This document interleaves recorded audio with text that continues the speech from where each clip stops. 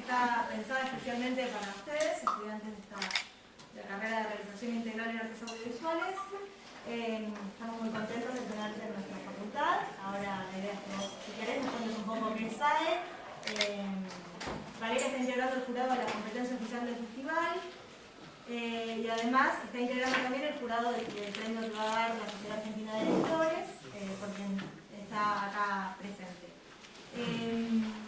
Bueno, vos nos vas a contar un poco qué querés hacer con nosotros. Por lo general después hay un espacio de intercambio, si se da. Y les agradecemos a todos.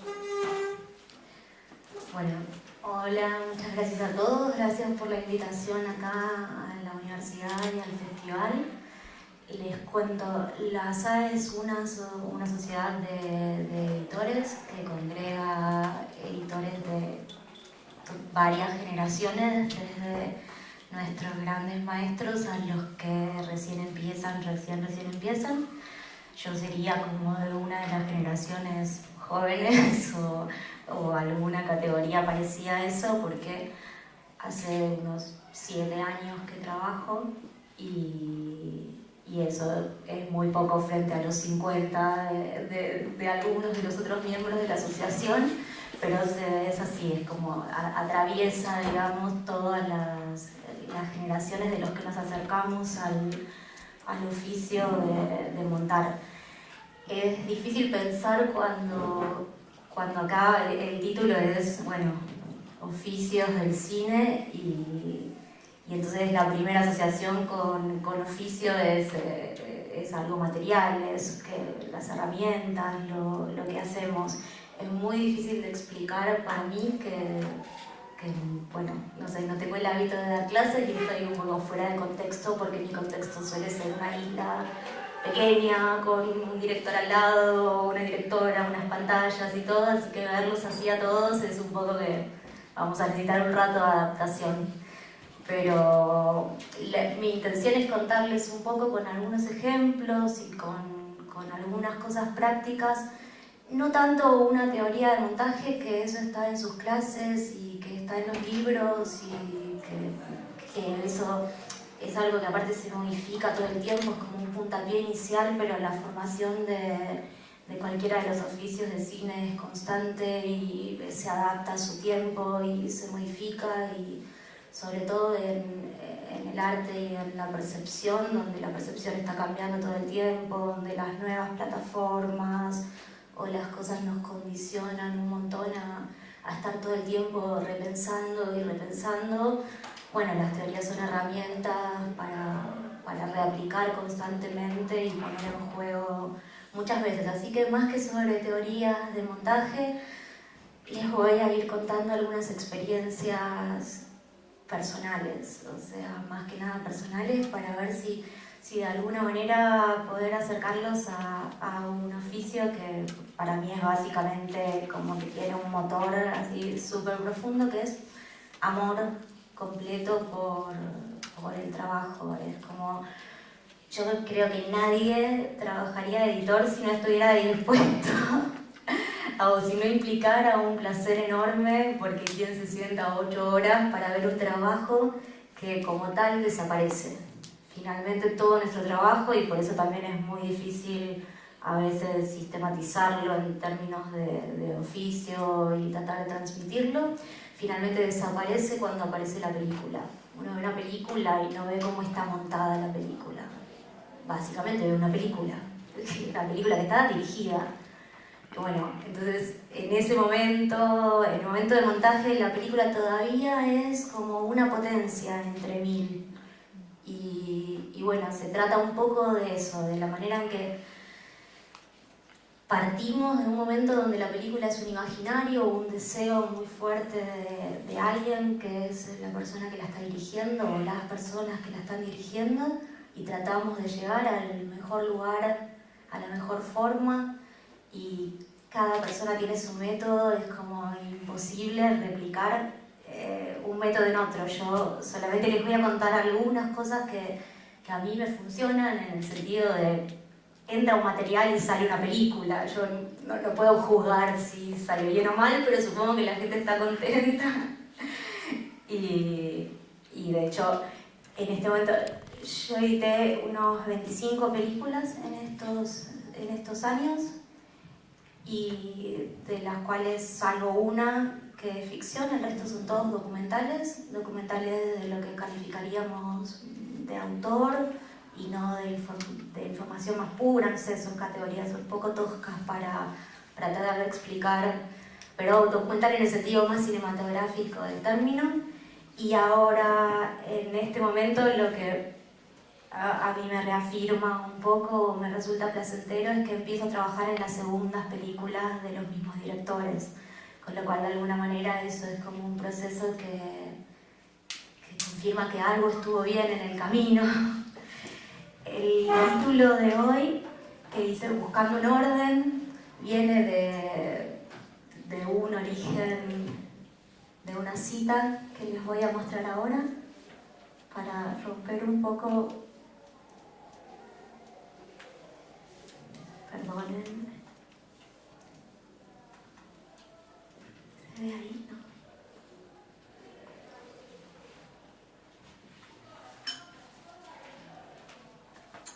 Ay. Bueno, lo leo yo. Es una cita de Sasturain que yo suelo usar en algún momento del proceso desde 2014, que es cuando esta cita formaba parte de una colección, de una exposición sobre textos de Cortázar, y, o sea, pertenece a otro universo de referencia originalmente, pero a mí me pareció siempre que tiene mucho que ver con lo que hacemos como editores. Dice: un rompecabezas, tal como lo conocemos desde pibes, es literal y conceptualmente un desafío, una amenaza intelectual, le apunta a la cabeza de reconstrucción. Hay que volver a armar una totalidad preconcebida y completa que ha sido fragmentada intencionalmente para dificultar su reconocimiento como totalidad. La solución consiste en restaurar, en confirmar el orden anterior enmascarado en la dispersión. Es encontrar el camino a casa, confirmar que sabemos reconocer cómo son las cosas. Bueno, tiene mucho de esto a nivel, como, no sé, metafórico o analógico sería. Esto es como una analogía de grandes etapas del proceso de encontrar una película.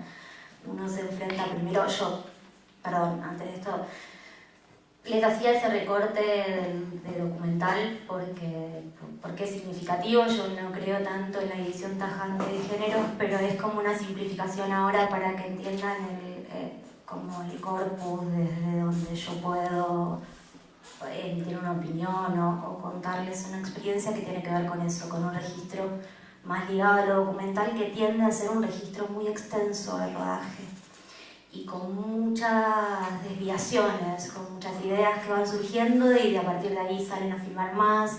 Entonces se acumula una cantidad de material bruto, que es lo primero a lo que nos enfrentamos, y a la necesidad de esa totalidad, de reconocer dónde está la película, casi como es eso, es encontrarla, pero realmente, como dice acá, es encontrar el camino a casa.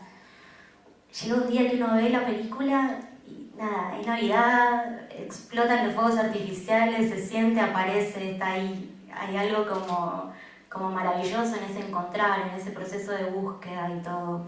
Entonces nosotros partimos de ese material bruto que se nos presenta, y el trabajo, para mí, esto digo, todo es muy, muy personal y subjetivo, tiene como dos aspectos: que por un lado tendemos al orden, porque tenemos que manejar esa totalidad, reducirla, aprenderla, conocerla, tratar de empezar a notar cuáles son sus exclusiones, cuáles son sus inclusiones, si necesita algo, si falta ir al rodaje, o si falta agregarle una voz en off, o placas, o un elemento que lo esté pidiendo cuando empieza como el material no sé, es como que empezáramos a sacudirlo, todo ese material bruto, mientras lo estamos ordenando, por otro lado lo estallamos por completo. Es como un doble proceso. Yo creo que por ahí no es muy claro, pero básicamente es algo así. Es como la dicotomía entre, por un lado, vamos avanzando del caos al orden, y el orden entendido como esa linealidad que finalmente es la película, y visualmente en una timeline no les puedo mostrar, pero finalmente en cualquier programa de edición la película se nos ordena como una línea de fragmentos de esos materiales originales. Y por un lado es eso, pero lo vamos reduciendo, pero lo vamos abriendo. O sea, todo el proceso de montaje tiene que ver con empezar a resignificar el material real.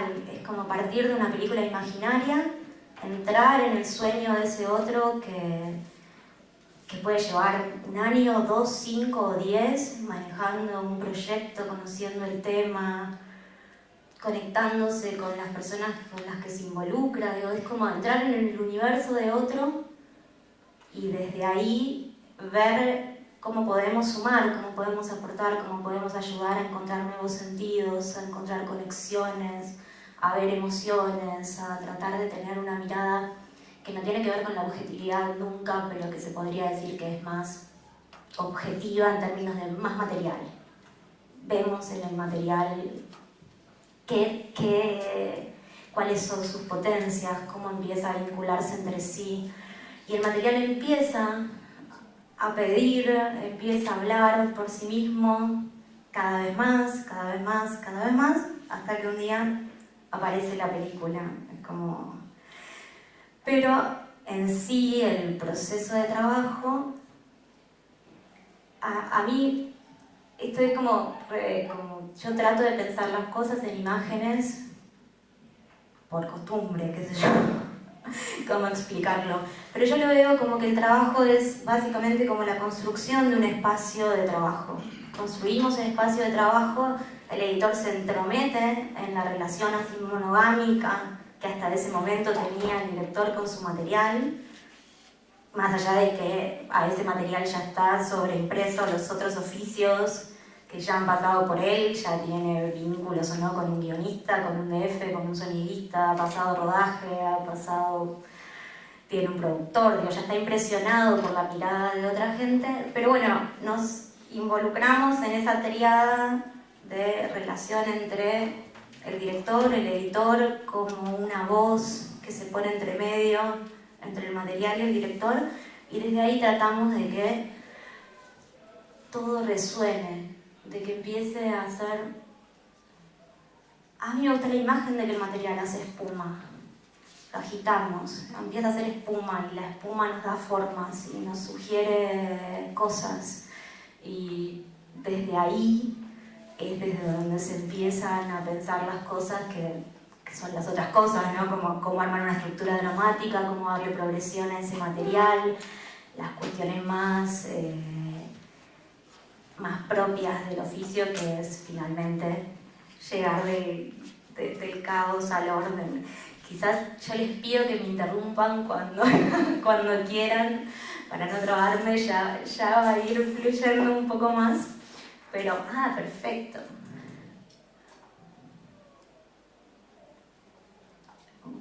Ahí tienen la frase.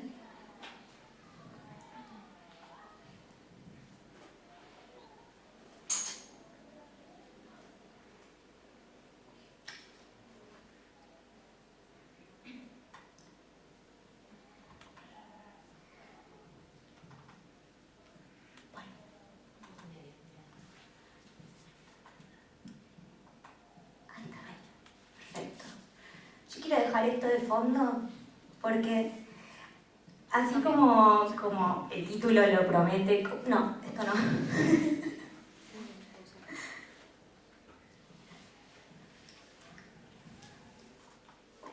Vamos adelantando. Amor.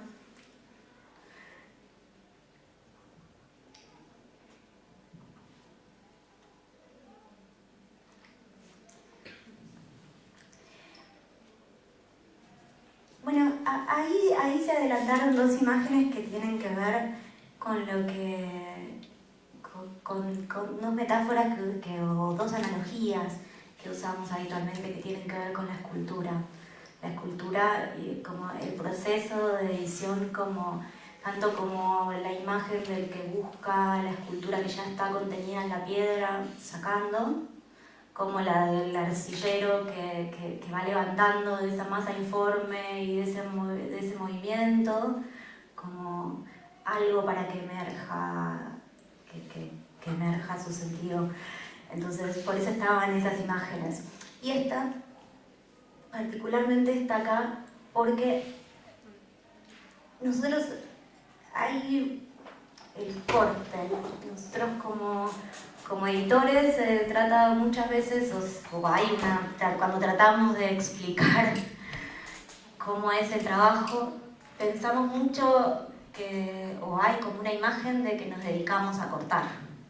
Y un poco es así, hay algo de, bueno, si hay 200 horas y hay que llegar a una película de 1 hora y media, claramente hay un recorte. Y hay cortes y valoramos mucho y cuidamos mucho el sentido de los cortes, o sea, fundamental en la percepción,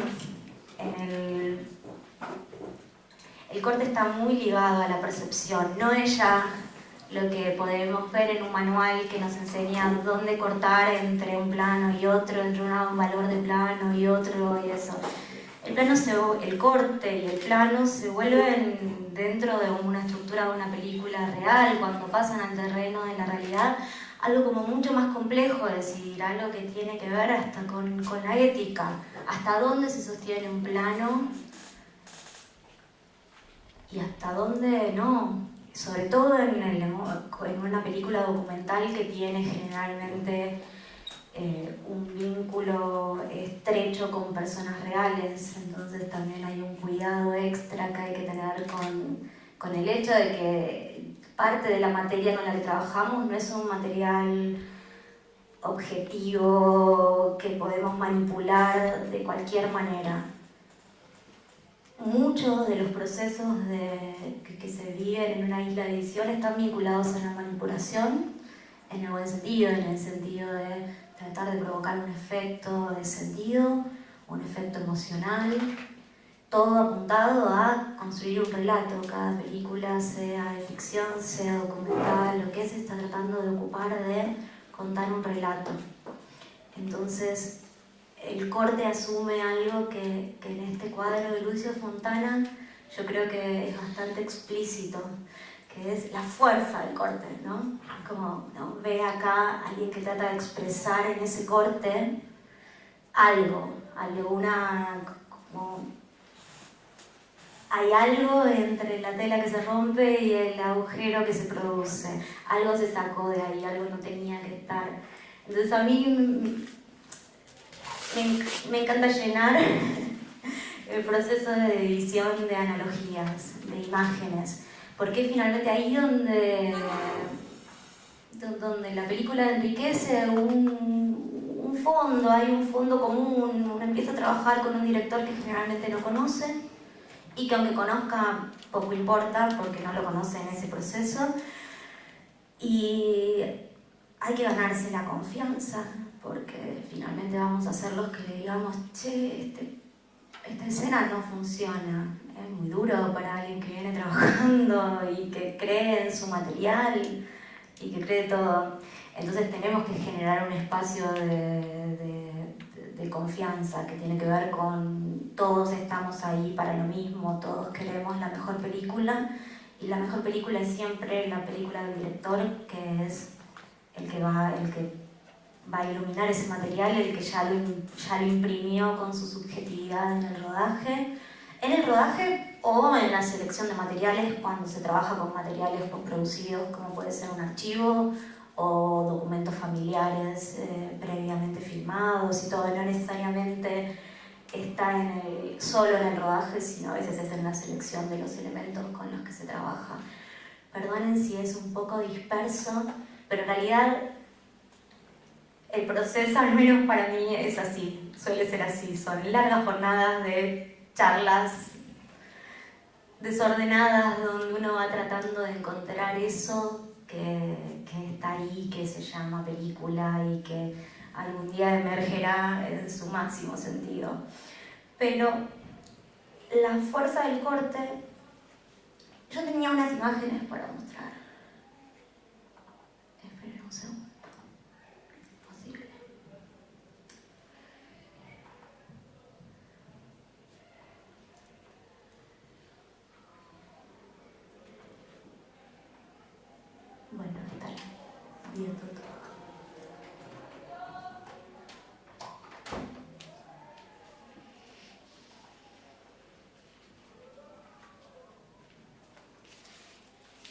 es lo que nos encontramos en los manuales de montaje más clásicos, que calculo que yo tengo una educación formal en cine, o sea, estudié cine y estudié particularmente montaje, entonces las primeras cosas, los primeros materiales, y supongo que algo así también ven ustedes, esta es la primera aproximación que nos ayuda a entender, a dar categorías para que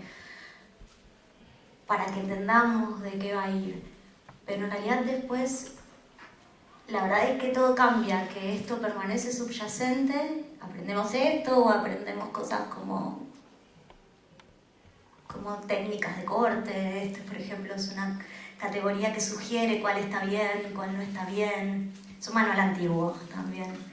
Pero digo, son como las primeras cosas de una formación típica, o de que cuando uno, como sin formarse, se empieza a interesar por estos temas, llega a este tipo de manuales que dicen esto es aceptable, esto no lo es y esto es una estupidez. Bueno,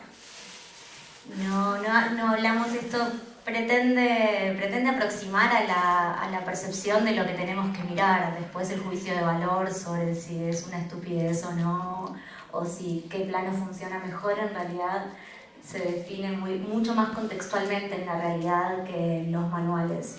Pero bueno, no sé, a mí me dan me encantan estas imágenes, me parece que es un modo de aproximación que después permanece, aunque sea para desmentirlo, aunque sea para negarlo. La formación a veces parece así de tosca como es esto, pero es como una manera de aprender a mirar.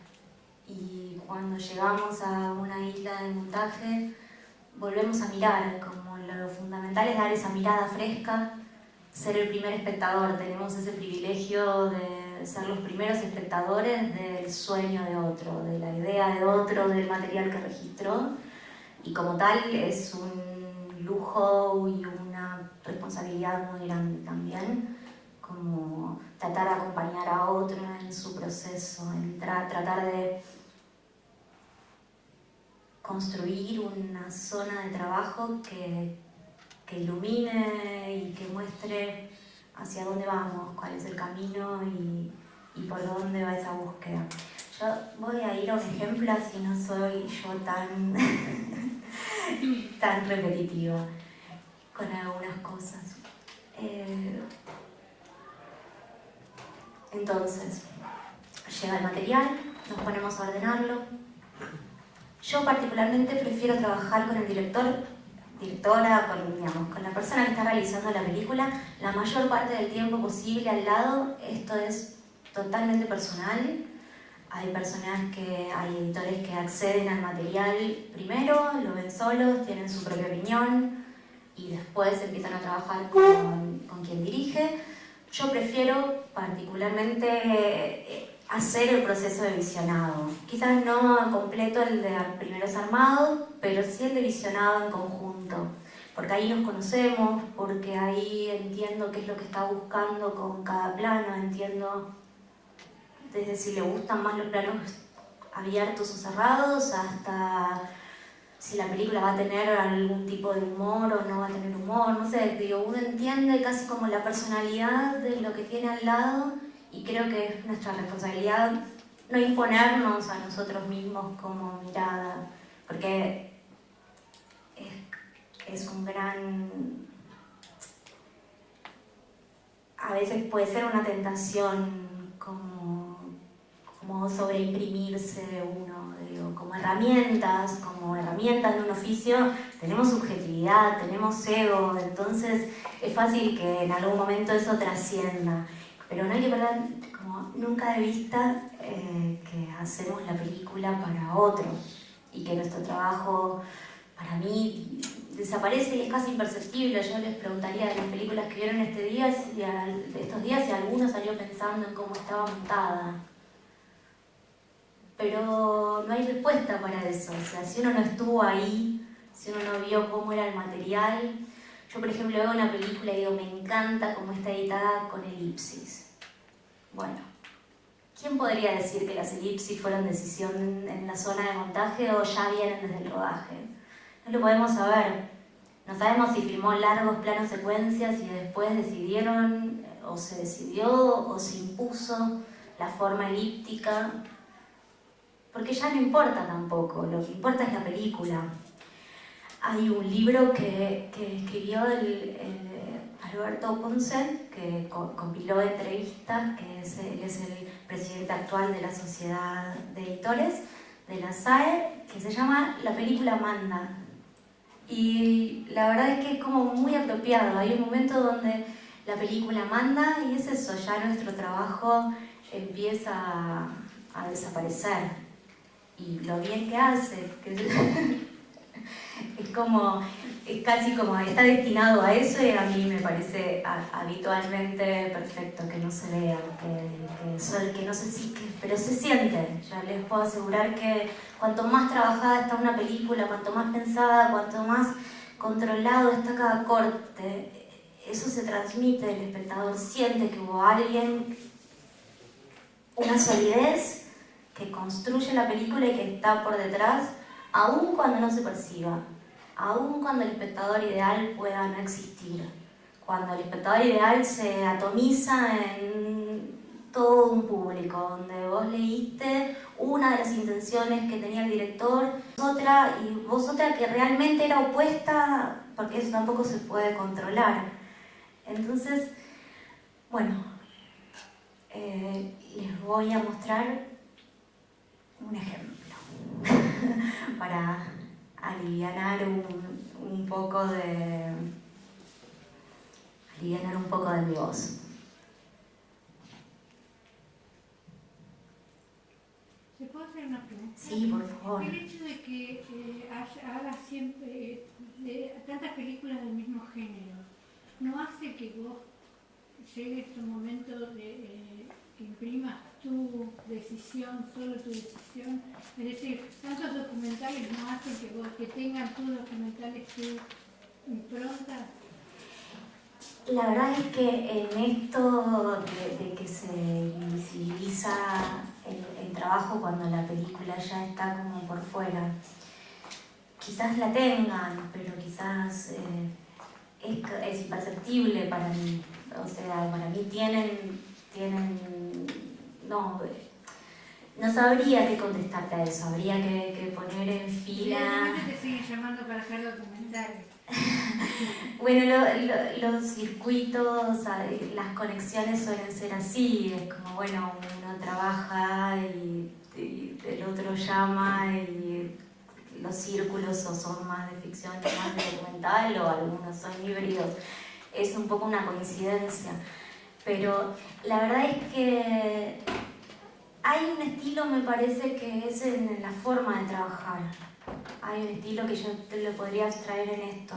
Yo trabajo desde el compromiso, calculo que todos los editores trabajamos desde el compromiso, pero me refiero como en eso, en la presencia, en querer que siempre sea la mejor película, eso lo compartimos todos, pero el método para llegar depende mucho de la película y bueno, no sé, yo te podría decir que más que una impronta en la película, podría haber una impronta en el método al que llegar. Soy desordenada para encontrar el orden.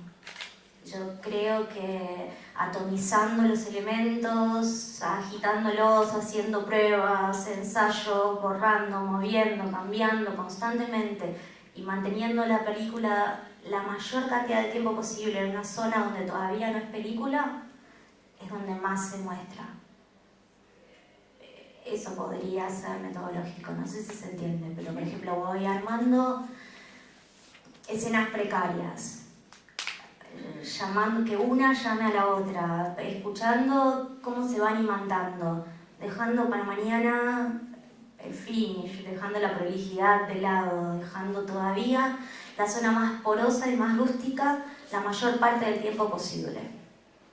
Pero conozco otros editores que son todo lo contrario, que primero editan más por escenas. Yo trato de llegar a esa idea de todo, porque me parece, no sé, porque llegué así. la verdad que en esto del no sé, del por qué, de todo esto que me escuchan a mí, es porque hay una gran parte de esto que es una intuición enorme, que es lo mismo que calculo para dirigir, que muchas de estas cosas son intuitivas. ¿Por qué una cosa es mejor que otra? No, bueno, hay un par de razones que yo puedo dar, justificaciones cuando estoy en el medio de trabajo, de por qué me parece que algo es mejor que otro, porque puede generar tal sentido, porque hay que tener cuidado con esto, porque por gusto personal me guste más. Pero no creo que se transmita como forma. Sobre todo porque la heterogeneidad de los materiales es la que se impone, y la heterogeneidad de los materiales es la heterogeneidad de la mirada de cada director o realizador. Es difícil director-directora, la mayoría de las veces es una sola persona, pero a veces son dos, y ahí ya es como incluso más complejo porque entran a jugar el triángulo de montajista, realizador y material. Se complejiza un poco más cuando hay dos realizadores. O supongo que tres debe ser como una especie de locura, pero nunca me tocó. Confieso que no tuve la experiencia. Pero no, creería que la película tiene siempre más que ver con esa fuerza, con ese estilo y con el pulso más vital que se lo da la dirección. La dirección sería como, no sé, el rayo que le da vida a Frankenstein. O sea, nosotros hacemos ese Frankenstein, sí, juntamos partes, tratamos de sugerir desde ahí, pero el pulso vital me parece que está en otro lado. Si se imprime, bueno, sí, supongo que algo puede imprimirse, ojalá, pero no en tanto estilo, no en tanto algo que se nota, sino en tanto llegar a haber forzado un poquito más la frontera, haber ayudado en la búsqueda al otro, haber tratado de entrar en su universo y hablar desde ese universo, que es una ventaja inmensa que tenemos como editores, que, no sé, uno puede hacer 1, 2, 3, 4 películas por año, 5, hay gente que hace 8 o 10, no sabría cuánto es el máximo. Cada película propone un universo de sentido, un universo, un recorte, un tema. Entonces, aprendemos.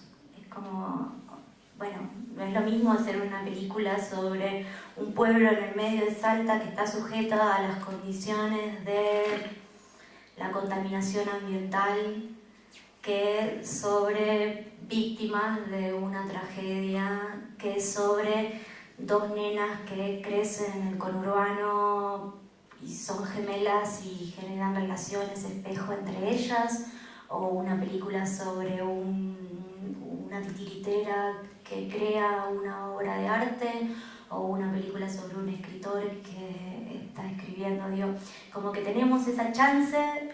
No, les estoy tratando de pichear un poco la profesión. Una de las grandes ventajas es que nos viene medio servido todo un universo. Llegamos a una película y nos dicen, bueno, se trata de esto. Ah, bueno, no tengo ni idea. Vamos a buscar, vamos a ver más películas, vamos a leer libros sobre esto, vamos a charlar con lo que pasa. Entonces, de golpe, en un año, uno accede a un montón de universos duros, generalmente en relación al documental. Supongo que la mayoría de las ficciones también son bastante duros los universos que tocan atravesar. Pero bueno, es una de las grandes ventajas y características, y una película da herramientas para la otra, si bien es como un formateo. Es raro, es otra de las contradicciones, uno empieza desde cero. Yo me siento a editar una película de alguien y lo primero que tengo que asumir es que no tengo ni idea de cómo se hace, que no sé y que no escucha ningún productor, pero que no se sabe, que uno tiene que trabajar desde esa incerteza. Creo que es muy perjudicial la prepotencia de creer que uno sabe, porque no es algo mecánico, es una obra de arte, no y estamos participando en el proceso de producción de una obra de arte. Entonces, considerar que, sí, obviamente, esto es una gran dicotomía, obvio que el oficio tiene saberes, como tal, con los años se profundiza, con la experiencia de cada uno, pero con las películas, con los libros que lee, con la calle que mira, con las circunstancias, con el contexto, con todo. Entonces, para mí me parece bien partir desde la incerteza, ser honestos con eso. Yo no conozco cuando llego qué es lo que voy a enfrentarme, y por ahí tengo que ver 100 horas de un material, y no sé si está bueno, no sé si me va a gustar. Hice una apuesta,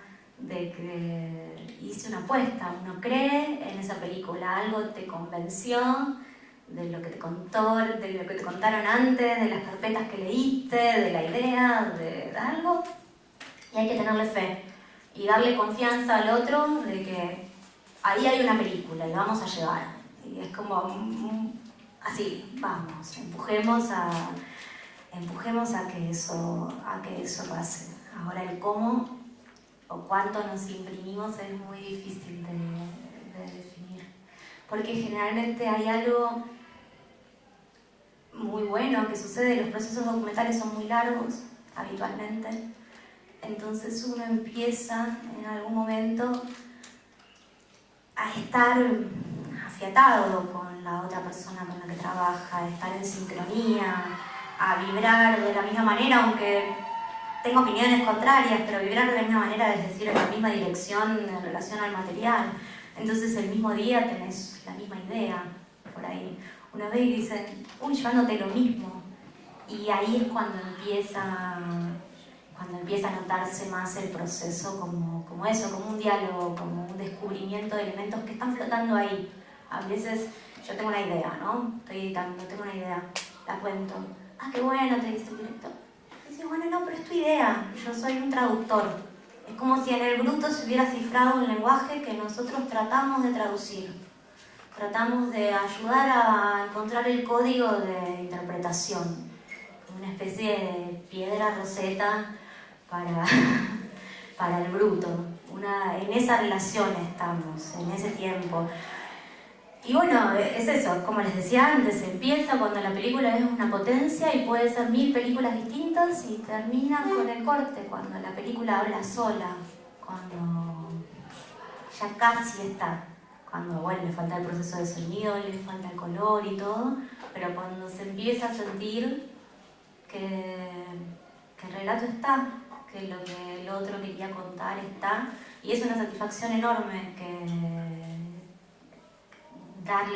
ayudar a otro a encontrar su voz, y que su voz esté reflejada ahí, no que sienta que eso que se armó no le pertenece, porque finalmente para el editor es un momento más entre otros, pero al que está dirigiendo una película le queda para siempre. Es su película, es su obra, es una gran responsabilidad de estar atento a cada tajo de esos verdes que ya no están ahí.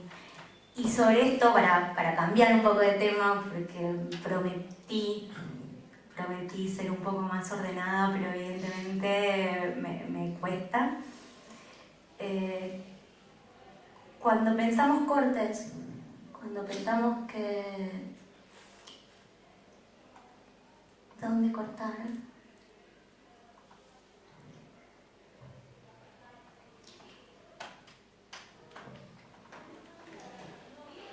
Empiezan.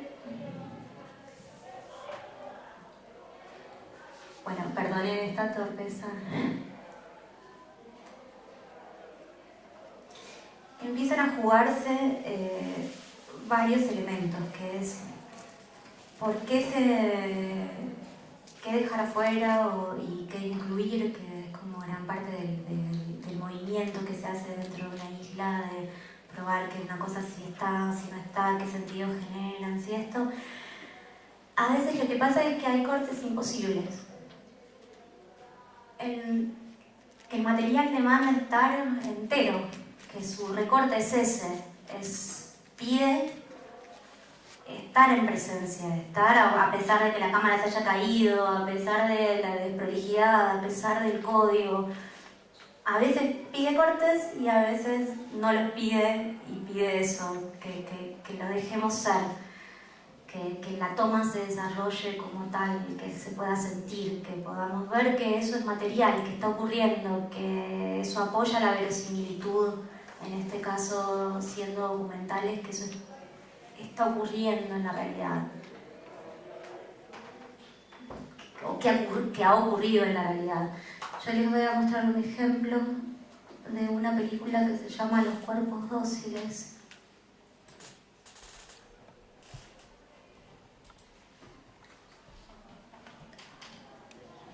Les cuento un poco de la película. Perdón. Les hago un mínimo contexto. Es un poco spoiler, pero bueno.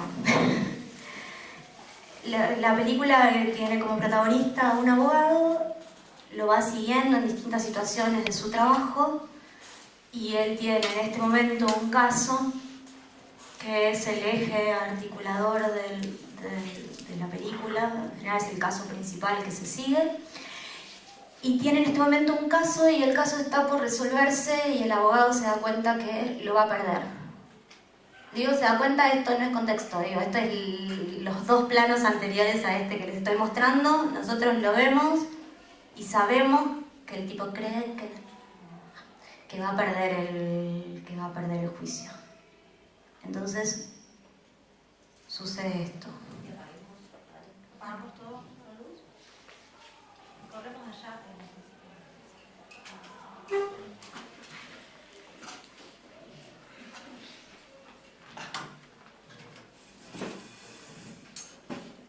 Una pena de 6 años por algo que le pusieron a mi ¿Y hijo. después te bancás una de 8? ¿Una de 10 te bancás? No, a ver si él no está de acuerdo con Es nosotros. entre... Perdón. Madre de uno de los chicos acusados, el abogado es el que está de espaldas.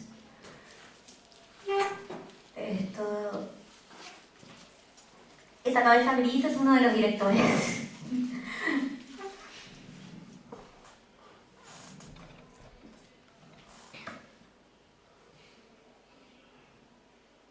No me niego a tener una pena de 6 años por algo que le pusieron a mi ¿Y hijo. después te bancás una de 8?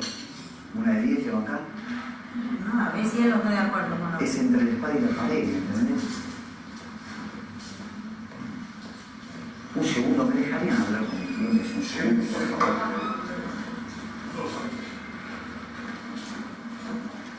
Amigos, ven. Este es el momento de poder decir la verdad, porque no nos da la pija. Si decimos la verdad, nos da el mínimo. El mínimo es muy elevado, es 6 y 8, porque caso contrario, tenemos un mínimo de Diego Maradona. ¿Cómo puede ser un mínimo de 6? Sí, porque es 6 y 8. No, eso, bueno, eso está bien. Vamos a ver. Dame un segundo, dame un segundo. Dame un segundo. Para. ¿Puedo hablar un segundo? Acá, escúchame. No es tentativa.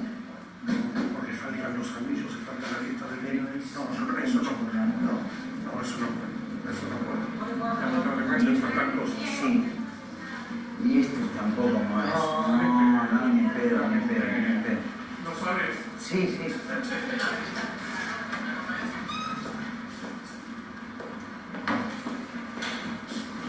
No es tentativa, dice, dice que falta esto, mira, por ejemplo. No falta nada. Sacar el amplificador no falta. Bueno, perdón, ahora lo vuelvo a pasar. Lo que sucedió ahí es eso, el abogado se levanta, como tiene el micrófono prendido, va a la habitación de al lado donde está el fiscal, trata de negociarle la pena para que no sea robo y sea tentativa, mientras el plano se queda con los chicos. O sea, en el momento en que se está definiendo los próximos 10 años de la vida de esos dos chicos, la cámara tiene el privilegio de estar prendida. Entonces, era imposible cortar, era imposible anular esa sensación de que eso estaba sucediendo en simultáneo. Ahora por ahí ustedes ven un fragmento y no se nota tanto, pero en realidad es la película tiene un poco más cuidado con respecto a sus encuadres y a todo, de que no hace estas cosas, estos movimientos raros ni nada. Pero bueno, este es uno de los ejemplos. Cuando uno llega a este momento de película, sabe que se está por resolver un poco de la pena y ve a estos personajes con los que ya empatizó, con los que tiene una relación, una opinión, una cosa, y está presenciando el momento en que gran parte del destino de estos dos chicos se está poniendo en juego. Ese privilegio no lo podemos interrumpir con un corte porque el plano quede mejor o porque el corte se ajuste mejor como teníamos en la lista de cortes.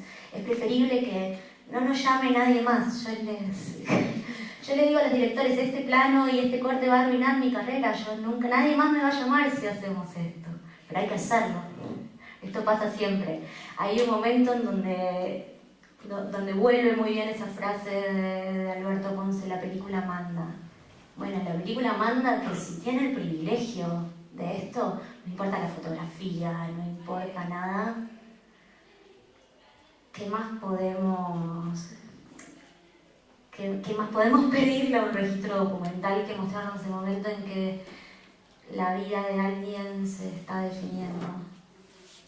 A mí, yo recuerdo la sensación, la primera vez que vi esto en el material bruto, en Play, el juicio y todo, de sentir el espanto de estar presenciando eso que habitualmente no presenciamos. Estas filmaciones están amparadas en un derecho que tiene el abogado defensor a llevar una cámara y grabar los juicios como una herramienta más de su trabajo. Entonces, bueno, acá redoblaron un poco la apuesta y más que una cámara hay un equipo técnico, un sonidista, un director que es camarógrafo, otro director que está ahí. Yo les voy a volver a pasar la escena ahora con un poco más de background en relación a esto, al momento en que realmente, bueno, es eso, es la charla con el fiscal que está en la habitación de al lado. Que a esta altura nosotros ya conocemos al fiscal, le reconocemos la voz, sabemos con quién estamos, por ahí yo se los tiré un poco verde de eso, pero bueno, sabemos que habla con el fiscal. No me niego a tener una pena de 6 años por algo que le pusieron a mi hijo. ¿Y después te bancás una de 8? ¿Una de 10 te bancás? No, a ver si él no está de acuerdo con lo que... Es entre la espada y la pared, ¿entendés?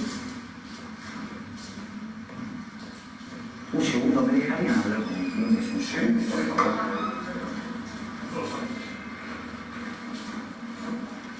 Amigos, ven.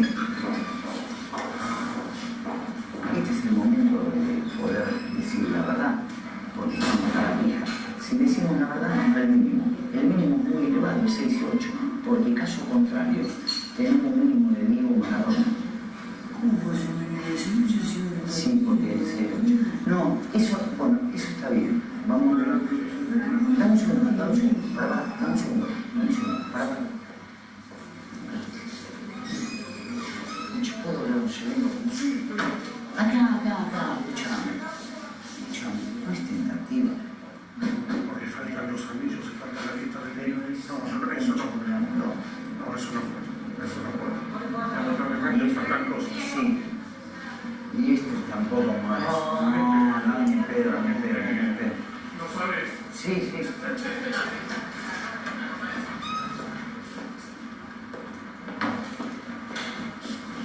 No es tentativa, dice que falta esto, mira, por ejemplo. No falta nada, se acaba de amplificar algo que no falta nada. No están ensuciando, Alfredo, no están ensuciando. Bueno, y sigue la escena. Yo les podría contar sobre este proceso, así es un poco más... Está bueno porque parece que los chicos también escucharon la conversación, quedan como, y dice, espérate, que si uno se da cuenta que no lo están escuchando, pero parece que ellos también escucharon. Sí, es verdad, se está... Bueno, básicamente es en la pared de atrás, es como algo como que casi que podrían haberlo escuchado. esta película se articuló básicamente y encontró su estructura dramática y su jerarquización de los elementos que es como o la puesta en valor de cada una de sus partes para llegar a este orden. No me hace falta porque ahora muestro. Sí, no. Para mí. A partir de esta escena, que no es la escena final y falta un rato para terminar la película, pero fue como un gran estructurador porque había que llegar a esto. ¿Y cómo se llega? Había que conocer al abogado. Antes de esta escena había que conocer al abogado, antes de esta escena había que haber conocido a la madre, haber conocido a los pibes, saber algo del caso. O sea, entonces esto fue como un principio organizador. Yo entré a armar la película por esta escena. Armé primero esta escena. Y después fui imantando las otras escenas. A veces se empieza por cualquier lado, o se empieza cronológico, o se empieza anticronológico. Hay una película que después les voy a mostrar un ejemplo que empezó de atrás para adelante. Dijimos, esta es la escena final, para que llegue a esto, ¿qué necesitamos? Cómo desarrollamos el conflicto, pero desarmándolo hacia atrás. Cada uno y cada material impone esas cosas. Pero a esto nos referimos cuando yo veo esa imagen verde con esa fuerza de corte, pienso en esto. En que los cortes tienen potencia porque nos están diciendo algo, y no cortar es igual que cortar, tienen la misma potencia. Sostener el plano es lo mismo, digamos, son las dos caras de lo mismo. ¿Por qué sostener o por qué cortar un plano? Les voy a contar otro ejemplo sin mostrarles la escena, porque la escena dura 9 minutos, me parece que es un poco extensa para contarles qué es el caso contrario a esto, que es el recorte, la necesidad de sacar algo de la escena. Tengo un personaje que es un militante político de los años 70, del ERP, un dirigente del ERP, que estuvo mucho tiempo preso durante la dictadura, que tiene gran parte de su familia desaparecida y que está en un museo de la memoria, donde nosotros vemos los museos de la memoria, las imágenes, los rostros de los desaparecidos o de los muertos, y un poco sus historias y todo eso es lo que se ve en el plano con el personaje encuadrado ahí. Entonces, yo me voy a parar para hacer un poco la presentación de esto. El personaje está parado acá, llega a una pared donde hay una foto de una mujer y acá una foto de un desaparecido. Empieza a decir: este era mi compañero.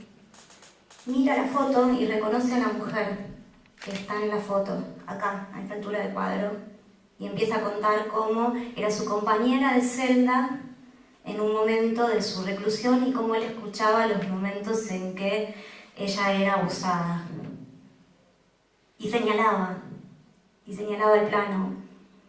Y la anécdota era fundamental en la película, porque derivaba en otra cosa, eso es como el puntapié de la anécdota. Entonces, ¿cómo enfrentamos eso? Yo no puedo, o al menos tengo la responsabilidad de avisar al otro que está trabajando conmigo de: che, me parece que esto no se puede mostrar, que esto es una mujer que vive y que está y que tiene hijos y que, o contexto, que va a trabajar todos los días y no tenemos derecho, porque no nos lo está habilitando, porque solamente está en una foto, a mostrarla. Entonces, se me encuadró el plano. Y esa es otra de las de corte que tenemos. A veces hay algo al plano que no podemos sostener en pantalla. Hay algo del plano que rompe el verosímil o que está fuera de la línea de posibilidades de la ética y de la decisión de ese director de lo que quiere mostrar o no quiere mostrar. Entonces es mucho más complejo, hay que mirar todo, como todo detalle suma, porque un cuadro así de grande, alguien ve la zapatilla, pero alguien ve la cara del cana. Y otro al mismo tiempo está mirando la botella de agua. No sabemos dónde se va a posar. No podemos dejar sujeto al azar ningún elemento del cuadro, porque todo suma. Yo no les traje esa escena porque finalmente lo que quería mostrarles era algo que no estaba ahí, que ya es imposible de ver. La anécdota está, no tiene nombre, la escena se desarrolla y sigue para otro lado, que es muy importante, que tiene que ver con para la película, con el reconocimiento de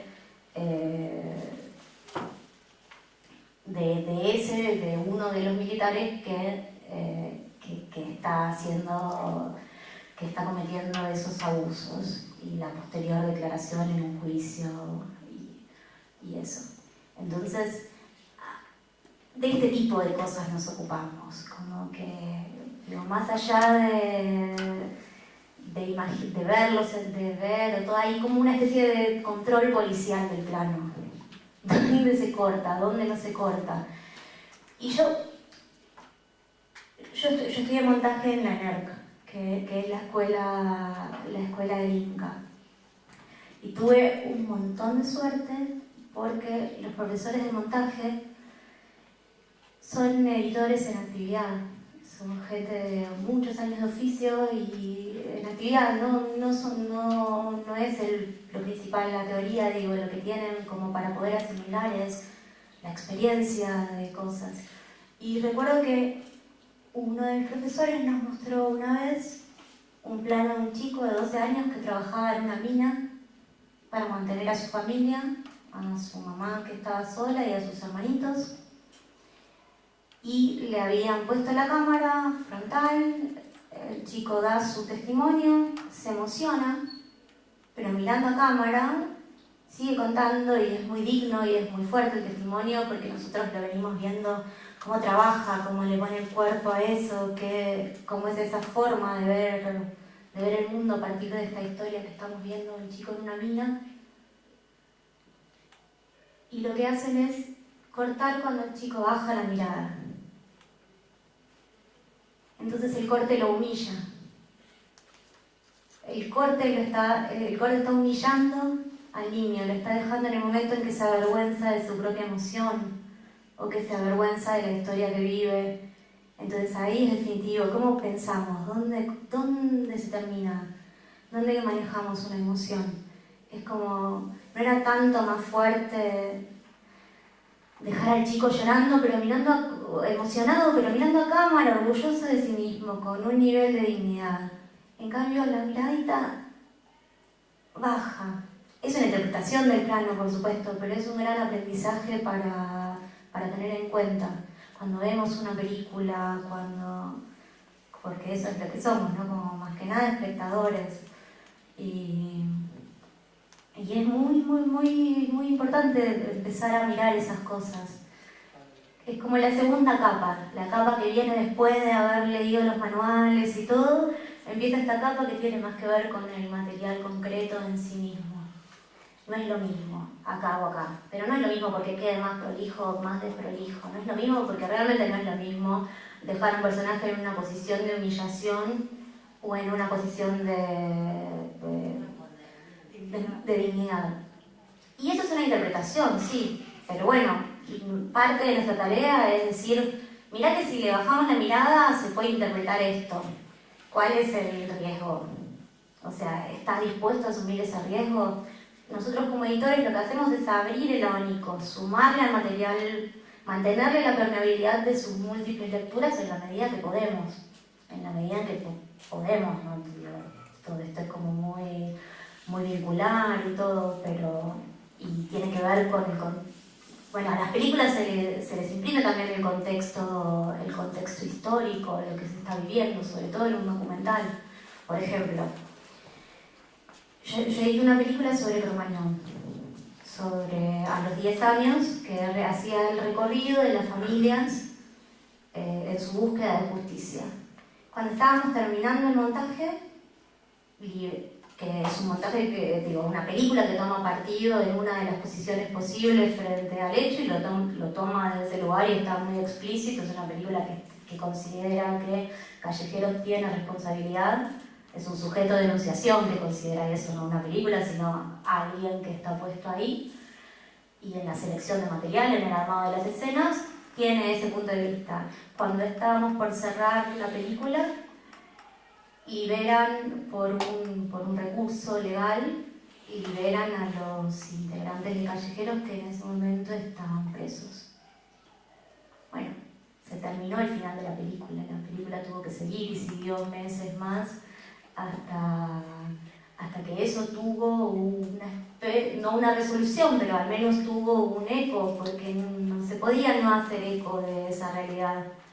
Es como, bueno, a veces es eso, la realidad golpea un poco a la película, no es ajena al contexto mientras está en montaje, porque mientras está en montaje todavía no es autónoma.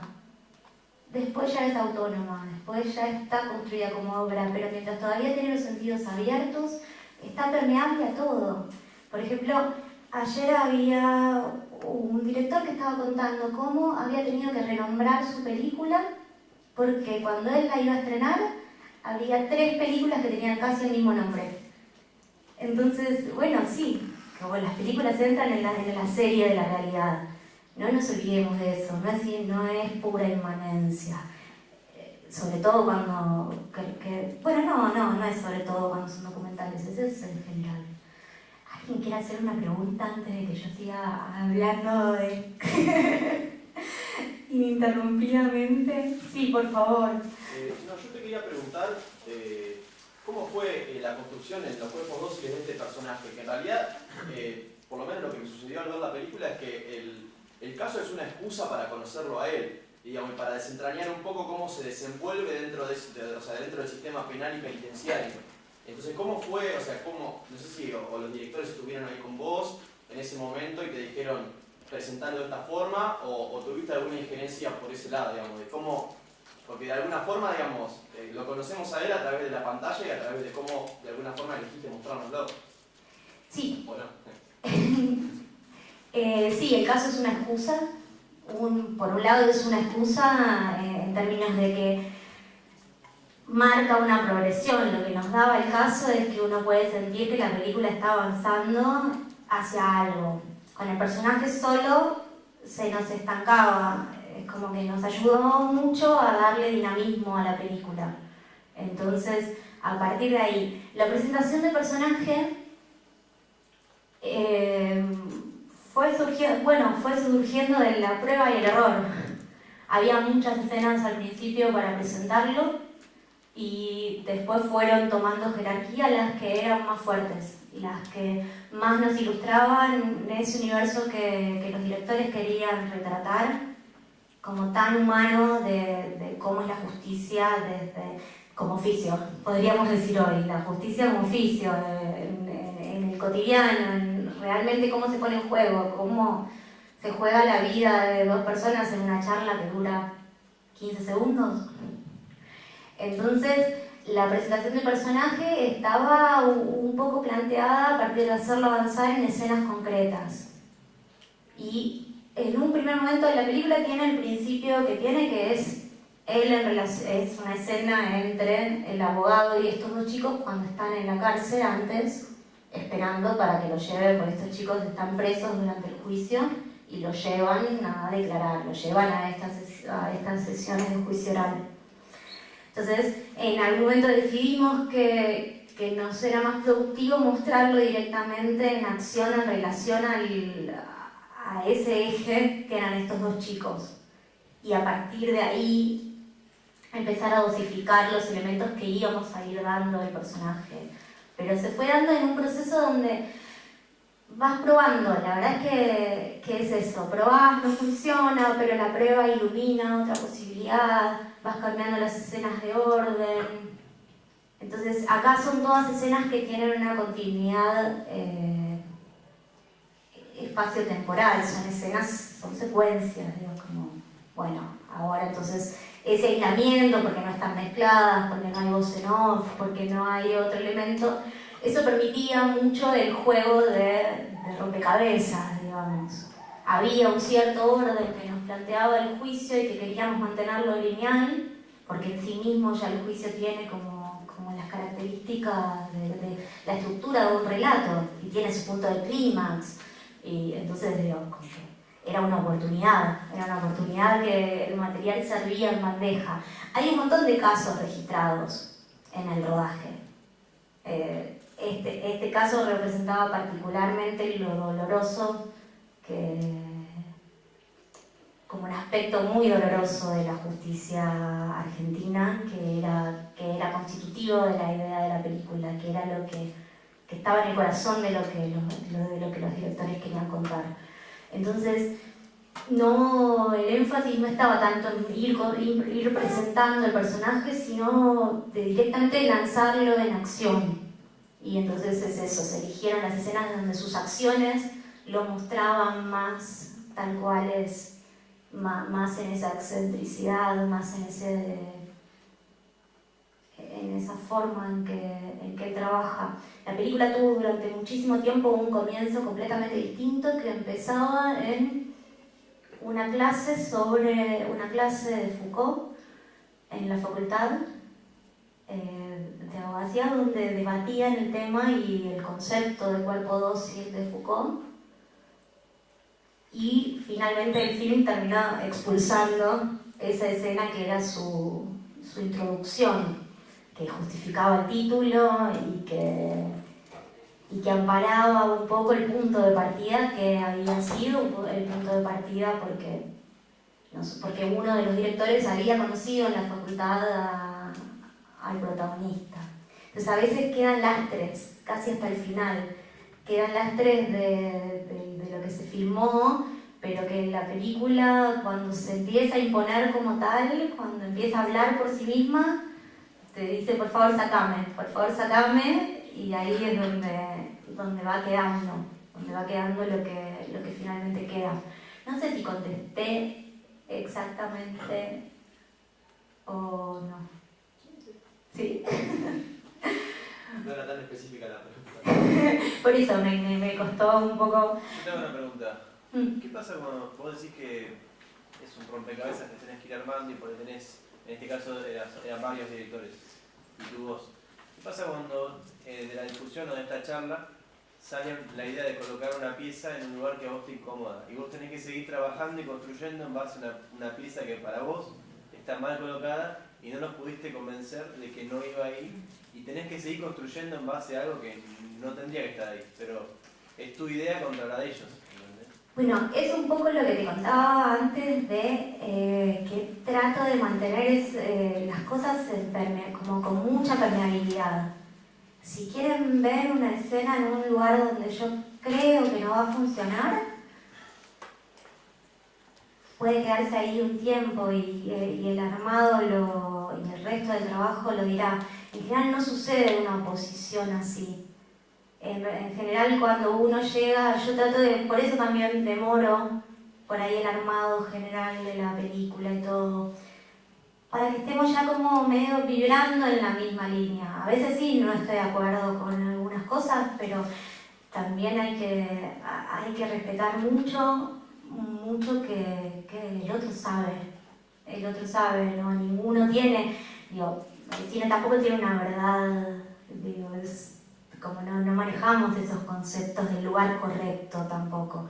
Yo puedo sugerir que un lugar es mejor y generalmente lo dejo estar. Me pasó en una película que yo vi El Bruto y el director estaba de rodaje, lo vi sola, una parte del Bruto, porque el director todavía estaba en rodaje cuando empecé. Y me puse a armar las escenas y creí, porque los documentales no vienen con planilla ni nada, que 2 jornadas distintas con un mismo personaje eran para armar una única escena. Y armé una única escena. Cuando el director la vio, me dijo, estas son 2 escenas. Esta se trata de esto y esta se trata de esto. Entonces las separé, armé las 2 escenas y trabajamos el resto del tiempo de montaje peleando con una estructura que no nos cerraba, que siempre nos sobraba un elemento en una película con varios personajes que se va a estrenar ahora en unos meses. Y viste, no, se trababa. Y yo decía, pero yo creo creo que hay que, eso que yo tuve, esa intuición, ¿te acordás que me equivoqué y lo armé todo junto? ¿No será que lo filmaste medio para que esté todo junto? ¿No deberíamos juntar las escenas? ¿No deberíamos? Y no. Y un día dije, bueno, te vas 2 días de la isla y yo armo una versión de la película para darme el gusto. Como que te ganás ese espacio, te ganás esa confianza y le pedís un tiempo para mostrar tu idea cuando es algo así como muy certero. En general no pasa, en general es mucho más fluido el trabajo. Hay enormes discusiones por un planito, pero son digo, cuando digo enormes discusiones es porque esto se hace de la pasión. Si no hubiera como pasión o defensa o cuidado, hay como momentos en donde el cansancio aflora a cualquiera y en los procesos largos más, y entonces uno lo pincha al otro, como tanto el editor o el quien esté realizando la película, es como, bueno, te pinchás un poco, vamos, ahí está, qué sé yo, es un poco de contención mutua que se termina generando. Entonces si yo tengo un capricho, suelen dejarme probarlo al menos. Y bueno, el director tiene un poco más de derecho a tener sus caprichos y hasta a llevarlos hasta la película final. Pero bueno, es un poco así. En la dinámica no es tan así como que no puedo trabajar con esta escena acá y me frena, no suele, salvo este ejemplo que te digo que, bueno, al final unimos las escenas. En la película están unidas. Lo logré, pero en realidad lo logré y el día que me dijo, bueno, me gusta, me sentí muy, muy feliz y le dije, es tu idea, vos me mandaste un material, yo leo, no es una idea mía, así que en esa línea. ¿Alguna otra pregunta? No, eso fue un brazo levantado, sí, por otra cosa me re emocioné. Estaba como dando el pelo.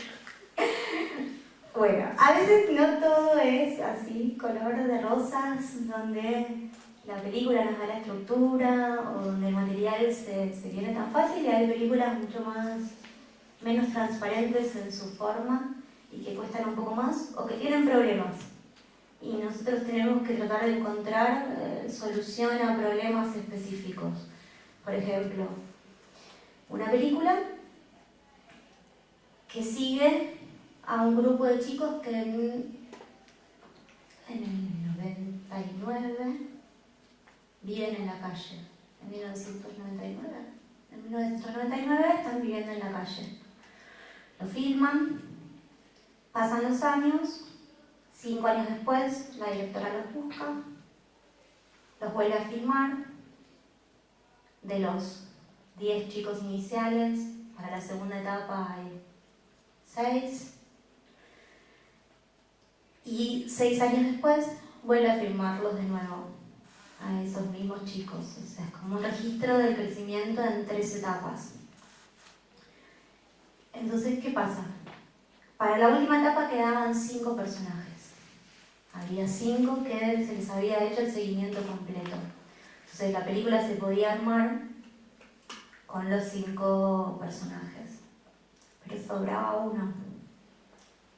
Así que imagínense lo difícil que es que alguien que lleva vinculado con sus personajes casi 15 años o 12 años, 12 años en ese momento, o en el momento del montaje un poco más, decidirse a sacar uno de los personajes que viene participando en la película y que viene vinculado y todo. Entonces, bueno, son decisiones como difíciles que hubo que acompañar. ¿Y por qué se saca un personaje? ¿Por qué se pisaba con los otros? Porque representaba la mitad de uno y la mitad de otro. Entonces, ¿para qué tener 2 personajes que muestran el mismo universo en la misma película? O que representan la misma porción de realidad. Entonces, bueno, hay a veces momentos duros en relación al registro documental que tienen que ver con eso. No es lo mismo que sacar a un actor que, bueno, cobró por su trabajo y conoce las reglas del juego. un chico de la calle que empieza a los 12 o 13 años, en el caso del chico que queda fuera de la película, a ser filmado. Hay que ser valiente para tomar esas decisiones. Entonces, desde el proceso de Isla hay que ayudar a sostener esas decisiones que benefician a la película, aunque pongan en una situación incómoda al director. Entonces ese es como otro aspecto de la contención que puede derivarse. Pero ahí yo les hablo mucho de cosas sueltas, pero en realidad, como, bueno, no se pretendía como una charla, sino como una clase, sino como una charla, así que disculpen la dispersión de algunas cosas. Pero bueno, en esa película lo que pasa es que a uno de estos personajes, en la etapa intermedia, lo van a filmar y se rompe la cámara. Y no lo vuelven a filmar porque en ese momento todavía no era una película. Todavía no estaba muy claro que fuera a ser una película. Tenía una intención de registro, pero no era muy claro. Entonces no volvieron a filmarlo y la situación que estaba viviendo era única. Sucede que el chico, les voy a mostrar un fragmento, por eso les cuento, el chico está preso, en el intermedio entre el primer registro y el segundo está preso, sale de la cárcel, lo van a buscar las personas del equipo de filmación, la directora, el productor y todo, lo van a buscar en la cárcel. ¿Por qué? Porque estaba un poco desvinculado de la familia, por haber vivido en la calle, porque después cayó preso, porque a veces es muy difícil que una familia muy humilde tenga como todo el tema, la cantidad de dinero que implica llegar a un penal que a lo mejor está a 200 kilómetros o a 500 de su casa. Son un montón de factores que, bueno, se van sintiendo en la película más sutilmente, están subyacentes y uno puede verlos o le pueden resonar si conoce algo del tema o no. Bueno, es como no es la estructura del relato principal, sino como algunos de sus matices tienen que ver con eso. Entonces ellos lo acompañan en el proceso de volver a su casa. Y lo que les pasa es que en la casa no lo reciben bien. No lo reciben y bueno, a ver, les voy a mostrar la escena y después les cuento cómo la resolvimos. El asunto es que en el medio de no recibirlo, la cámara se rompe y ese momento es único. Entonces, les voy a mostrar un fragmento de Años de calle. Esta película que estábamos viendo es Los cuerpos dóciles, que está dirigida por Matías Escarabasi y Diego Bachafín. Y la película que les voy a mostrar ahora se llama Años de calle y está dirigida por Alejandra Lynchburg. Me niego a tener una pena de 6 años. Me niego a tener una pena de 6 años por algo que le pusieron a mi hijo. Me niego a tener una pena de 6 años por algo que le pusieron a mi hijo. ¿Y después te bancás una de 8? Esperen un segundo. ¿Una de 10 te bancás? Bueno, voy a buscar la escena porque parece que o copié mal el archivo. Acá está, ¿no? Bueno, acá él está volviendo. Se las voy a mostrar desde acá.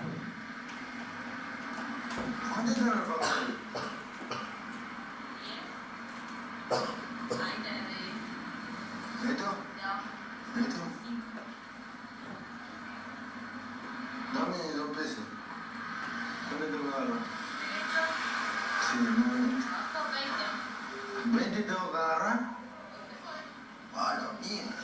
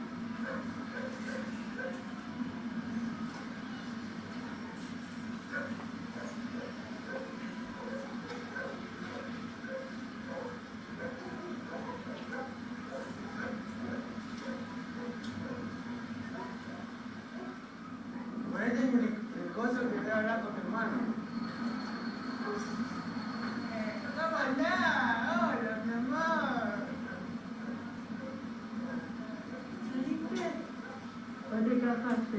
¿Lo canté? ¿Y mami? Vamos.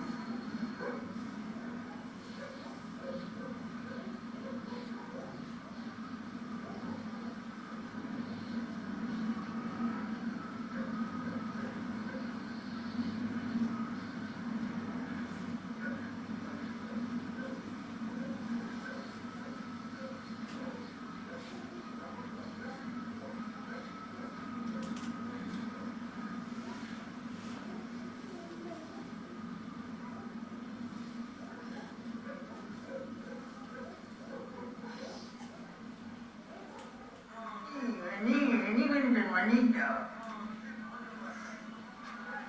¿Seguís fumando vos? Llegamos a casa donde fumaba la antifinosa.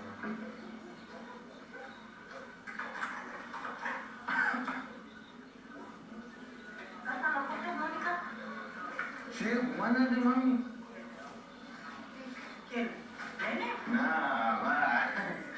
No, allá si no entró Gonzalo a siesta. ¿Sí? ¿A dónde estamos con quería quedarse acá.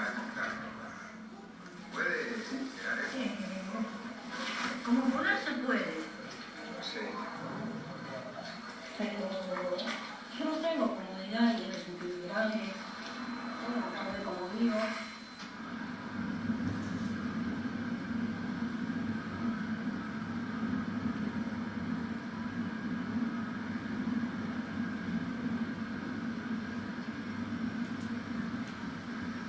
Se me cortó la cámara y no tenía el final de la escena.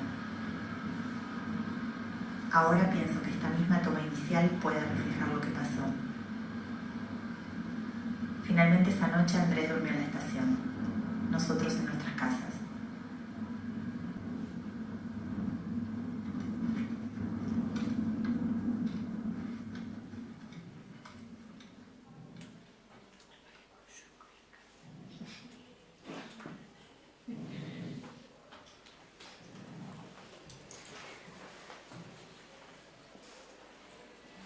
Bueno, ¿qué pasó acá? No teníamos material.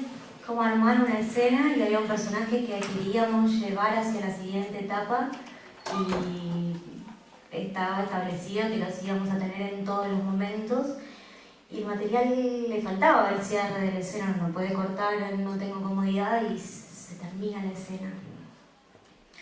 Y cuando veíamos el material, muchas veces, sí, olvidamos, intentábamos de ver, siempre teníamos la sensación de que esa escena, ese plano que era inicial de la caminata de él hacia la casa, en realidad hubiera sido un buenísimo final. Pero lo manteníamos como un imaginario, como una conversación más. Un día fue realmente, ¿y por qué no? ¿Y por qué no es el final? Si al final lo que queremos mostrar es que más allá del esfuerzo del pibe por volver a la casa, por ser aceptado, por tratar de cambiar su situación, esa noche vuelve a dormir a la calle. Entonces, bueno, esa cosa cíclica, o sea, el material mismo aportó su problema y su solución en el mismo proceso. Pero sale a veces de esa aleatoriedad de los comentarios, de las opiniones, de uy, qué buen final sería este. Y de ahí se deriva y queda y empieza a formar parte. Lo único que cambia, acá no es muy perceptible, pero tiene una propuesta sonora distinta entre los dos, entre las dos veces que se ve el plano y la segunda vez es mucho más extenso y se pierde entre las ramas para poder sentirlo. Pero bueno, algo de lo que estuvimos hablando antes de la duración de los planos, quizás lo sintieron o lo notaron. A veces viendo fragmentos no es lo mismo que cuando uno está inmerso en la película, en ese abrazo que le da la madre, que dura mucho más allá de lo que la cámara lo soporta, entre el viento y el todo. Y nos llena de esperanza. Cuando uno está viendo y llega acá, decís, le va a dar contención. La misma madre que 5 minutos después lo está echando, pero bueno, es como esas cosas es el tiempo del plano. O sea, sí, es un plano feo, es un plano bastante desprolijo, digamos que bastante desprolijo el abrazo. Pero ya como que no se trata de eso, se trata más de cómo transmitir una emoción, de cómo contar un relato.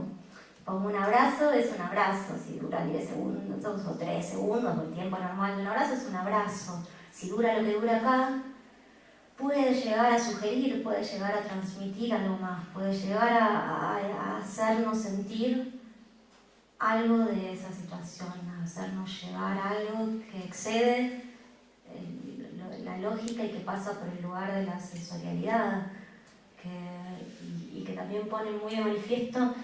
Esta película está planteada desde un sostenimiento de planos sin lo que llamaríamos inserts.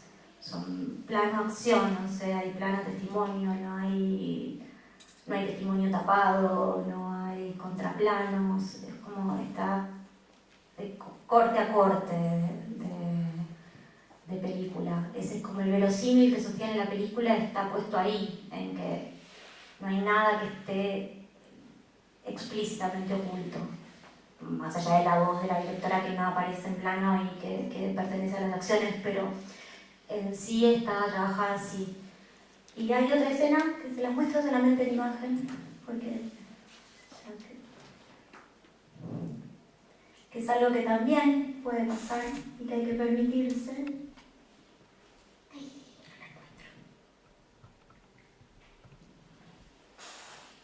¿Qué es esto? Esta es una escena que ahora les voy a mostrar, que era material de descarte. Nosotros lo vimos, miren un poco, no tiene sentido que se las muestre entera porque significa mucho en la película, por algo la posición en la que está casi final, pero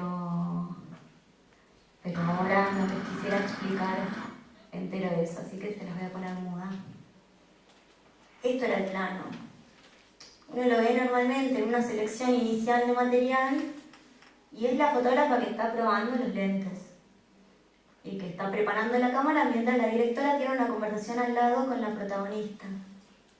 Este era material de descarte absoluto, porque, no sé, la película no es experimental y esto estaba fuera de su propia entidad. Y en un momento hizo falta. Es tan fuerte lo que sucede entre la directora y uno de sus personajes en esta conversación, porque la enfrenta, porque le dice, yo voy a encontrar a mis hijos haciendo esta película, ¿me va a servir de algo? ¿O te sirve solo a vos que haces una película?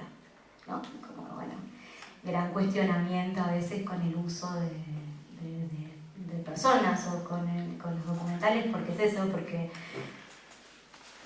hay como, bueno, a veces está puesto ahí muy en tensión el tema del uso y el respeto de los personajes. Entonces se volvió necesaria la escena, aunque fuera un descarte, porque en algún momento la vemos a la chica, no es solamente blanco. Uy.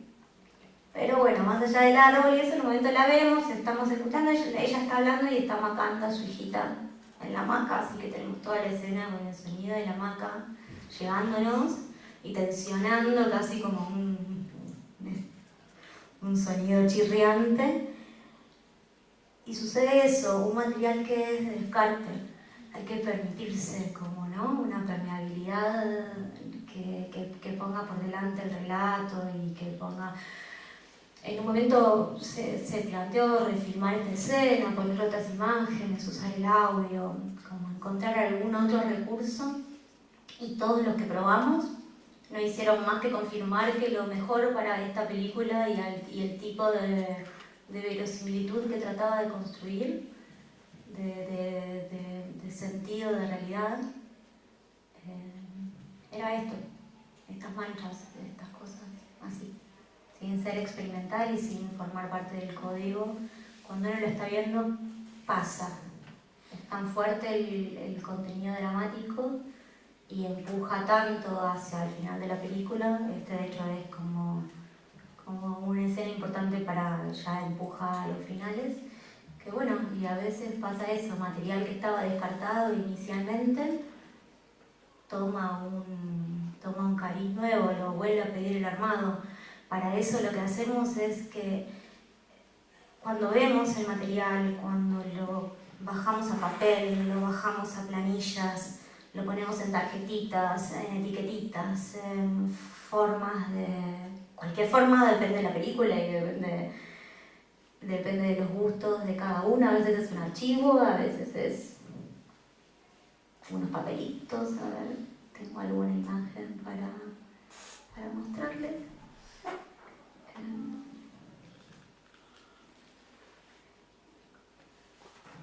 Puede ser como esta, unos papelitos de computadora recortados sobre un colchón tratando de encontrar una estructura por escenas que se iban buscando entre sí y mandando, sabiendo en este caso que el final era aquel. Las últimas 4 escenas eran seguro el final y las primeras eran las primeras. O este otro caso, no soy yo, por eso la muestro, donde una directora está traduciendo en papeles la estructura que estábamos trabajando en ese momento. Hay 2 ejemplos de cosas. Ya que la vimos, voy a aprovechar a leerles esta frase. No me niego a contar una historia, pero quiero llegar, como proponía Valérie, a dar su sensación sin caer en el aburrimiento de tener que comunicarla. Que es una frase de Bacon, tal como dice ahí. Creo que es como esto es algo que se viene muy de relieve cuando uno está trabajando. Al principio los primeros armados cuentan de más, suelen tener información, bueno, está todo demasiado contado porque todavía no le tenemos tanta fe, porque todavía no se purificó el lenguaje de la película. Como que todavía está lleno de miedos a que no se entienda esto, miedos a que no... Y después va surgiendo esa sensación, ¿no? Como dice, dar la sensación sin caer en comunicarla, sin caer en esa dureza del concepto. Es parte como del proceso creativo. Quisiera mostrarle para la pregunta que me habías hecho sobre cuando Ali estar o no estar de acuerdo con la decisión de un director. Tengo un ejemplo de eso. Cuando abra.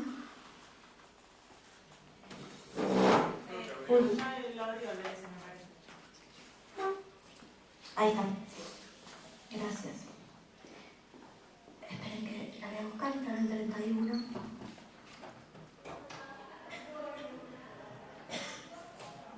Está mudo.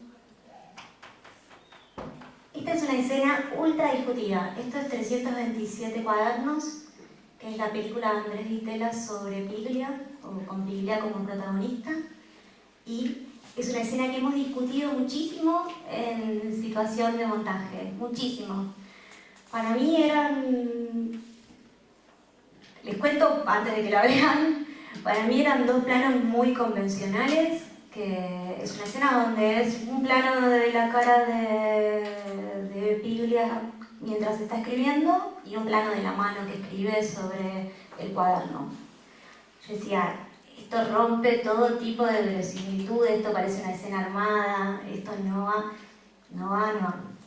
¿Qué pasó? Cuando la estaban filmando, él se pone a escribir, lo habían pedido, estaban registrando como la situación.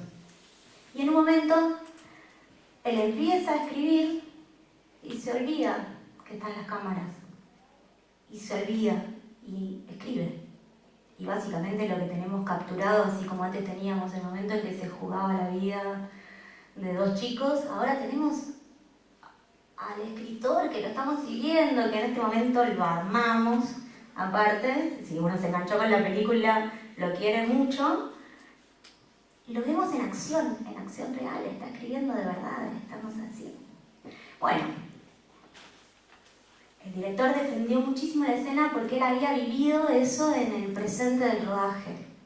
Yo no tenía ese elemento y a mí me costaba mucho verlo. Pero él la defendió, es su película y hay que tenerle mucha confianza también a lo que el otro siente, porque no todos vemos lo mismo y a lo sumo puede no funcionar para mí o no.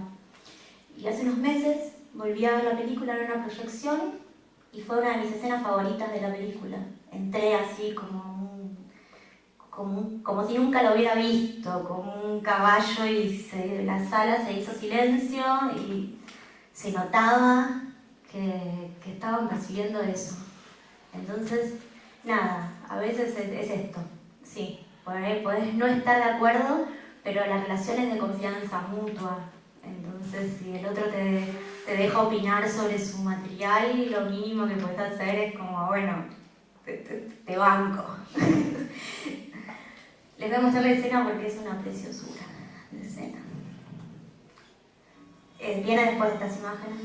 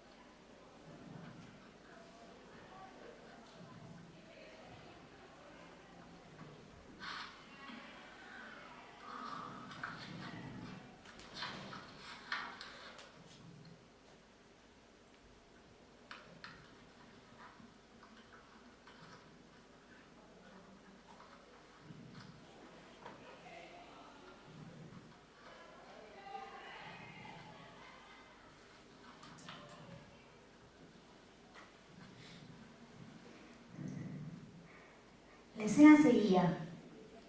En el rodaje, en el bruto, digamos, él en un momento se da cuenta que finalmente, seguían ustedes ahí.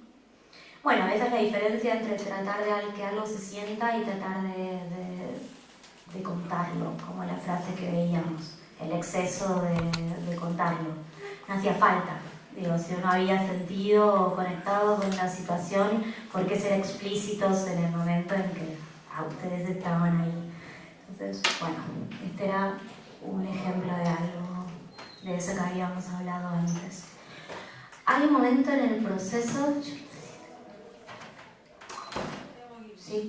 hay un momento en el proceso que cuando la película ya llegó a su primer corte, que la sometemos a un proceso de visionados con otra gente, para recuperar frescura, para salirnos un poco de esa lectura endogámica que se produjo en la isla y que parece tenerlo claro, para empezar a exponerla al mundo. Entonces se organizan visionados. Yo tiendo a hacerlos como un proceso más de los procesos de montaje. Hay gente que los trabaja por fuera del proceso, como descansa la película un tiempo, durante ese tiempo la muestra y vuelve a la isla con un montón de comentarios que hace la gente. Lo que nosotros trabajamos en varias de estas películas que vieron algún fragmento es mostrarla dentro del proceso de trabajo. Por ejemplo, Los Cuerpos Dóciles fue sometida a una semana de visionados todos los días. A las 10 de la mañana llegaban 2 o 3 personas, veíamos el armado y lo cambiábamos. Al día siguiente veíamos ese armado que habíamos cambiado unas horas antes con otra gente, recibíamos las opiniones, seguía la gente y volvíamos. Fue como el más intenso de estos procesos de visionado. Y es buenísimo escuchar, abrir la película antes de que se cierre, abrirla una vez más. Es como abrirla a sentir. Uno de golpe se sienta al lado de 2 o 3 personas y empezás a sentir vampíricamente, le robás las ideas, empezás a tener otra vez como una visión fresca del material. Así que es como una parte importante del proceso. ¿Personas ajenas al equipo que vino trabajando? Generalmente el primero de los visionados que se hace, que es casi como un descarte y que no sirve más que para obligarse a ponerse una fecha y tener algo listo y tratar de hacer avanzar eso y empezar a mostrarlo porque activa la etapa, digamos, tiende a ser con el equipo, con el productor, con el DF. Yo prefiero esperar con el sonidista que esté un poco más armada. Pero bueno, a veces es el sonidista o el corrector de color, ¿cierto? Pero bueno, personas que conocen mucho el proyecto, que ya no tienen... Pero la opinión tampoco es la más fértil. Tiende a ser más fértil cuando son personas ajenas o que no saben o incluso desconocidas del que está dirigiendo, como completamente nuevas. Y hay que dejarlos hablar y todo, pero a veces es más importante lo que uno siente como conocedor del material, con ese privilegio de conocer el bruto, con ese privilegio de haber atravesado un montón de posibilidades, de tener una experiencia, de tener una memoria sobre ese material bruto que al principio era un caos y después se fue reduciendo y se armó como un armado y todo. Las pruebas coexisten en simultaneidad. Entonces, bueno, a veces el cuestionamiento de alguien, bueno, vos sabés por dónde, junto con el director, sabés por dónde buscar, porque conocés el material que hay. A veces la gente en las devoluciones dice, bueno, acá tendría que el personaje oler una flor, bueno, el plano oliendo la flor no existe. Entonces ahí el privilegio de conocer mucho el material, de haberlo trabajado, de haber hecho pruebas, de saber que hay ciertas cosas que ya no funcionan, por más que te las sugieran cuando lo ven, que ya pasaste por ahí, que hay un recorrido hecho.